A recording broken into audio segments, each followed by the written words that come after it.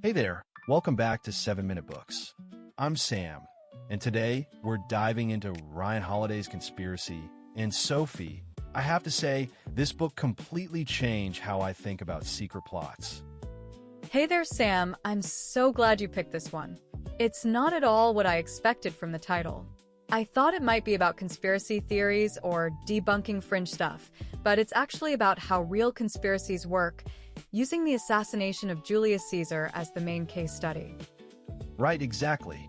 And the first thing Holiday does is draw this really important line between a conspiracy theory and an actual conspiracy. A theory is like a speculative story you can never prove, but a conspiracy is a real, secret plan by actual people to achieve a specific goal. Yes, and his focus is purely on the latter.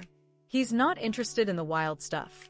He wants to understand the mechanics. How do these things actually come together and then fall apart? So he walks through the assassination of Caesar, which involved over 60 senators. They met in secret, coordinated everything, and executed the plan with brutal precision. But here's the kicker. They had absolutely no plan for what came next.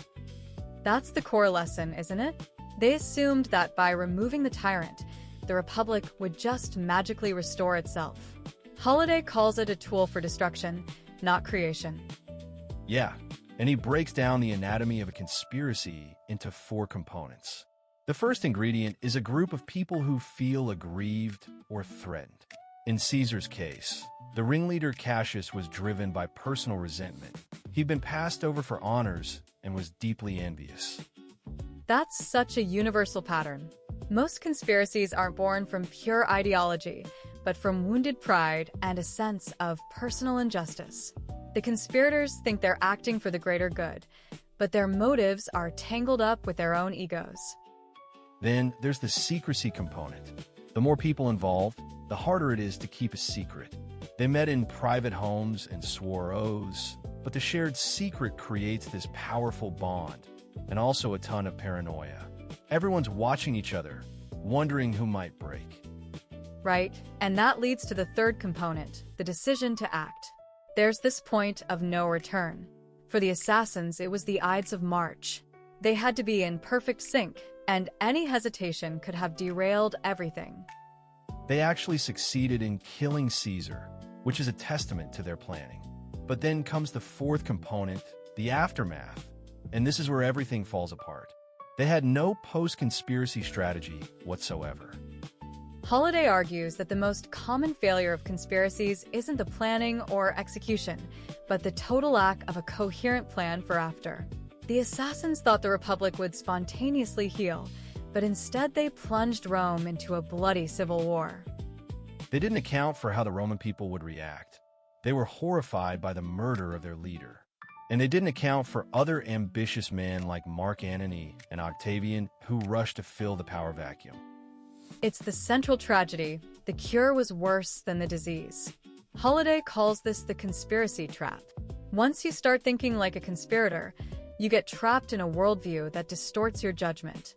You see enemies everywhere and lose sight of open, democratic processes. And there's this illusion of control, too. The conspirators believe they can master events through secret action, but control is an illusion. The assassination didn't restore the Republic. It led to the Roman Empire. They set off a chain of events they couldn't predict. Holiday draws parallels to modern conspiracies too, from corporate takeovers to political scandals. The same patterns repeat. A group feels aggrieved, they meet in secret, they act, and then the plan backfires in ways they never expected. The book also digs into the psychology of the conspirator. These are often intelligent, ambitious, deeply frustrated people who feel the system is rigged against them. They're brilliant at planning, but lack practical wisdom about human nature. They're prisoners of their own intellect. They think if they can just find the right lever, they can change the world. But power isn't a machine, it's a living, breathing organism that resists control. There's also a cautionary tale about moral absolutism. The conspirators were absolutely certain they were right. They saw the world in black and white, which gave them courage but blinded them to moral complexity. They became the very thing they sought to destroy. The most powerful takeaway for me was that lasting change doesn't come from secret plots. It comes from open, patient, incremental work, building consensus, persuading people, working within the system.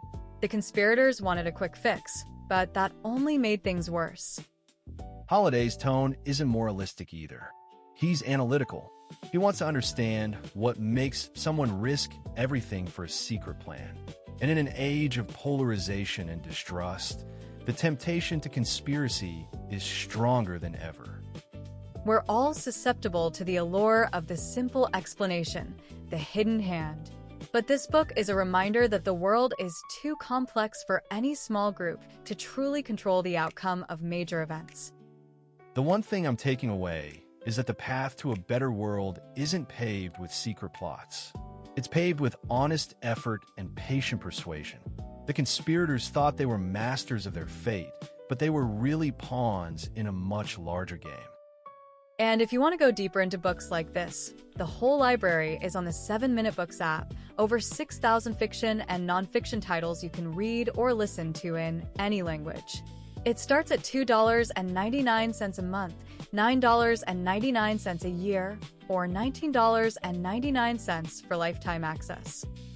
So the real lesson of conspiracy is that control is an illusion, and the most effective way to change the world is through openness and collaboration. We'll see you in the next one.